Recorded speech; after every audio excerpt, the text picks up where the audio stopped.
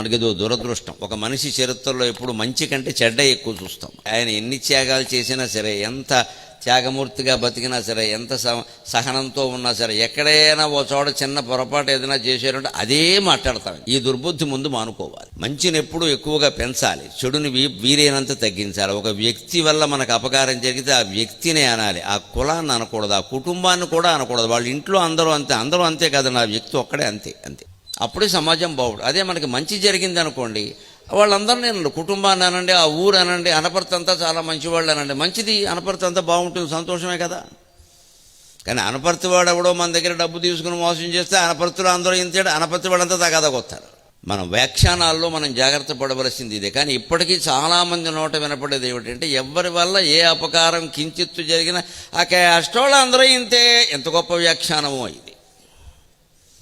దీనివల్ల కలిసి వచ్చింది ఏంటో తెలియదు, అనవసరపు తగాదా తప్ప.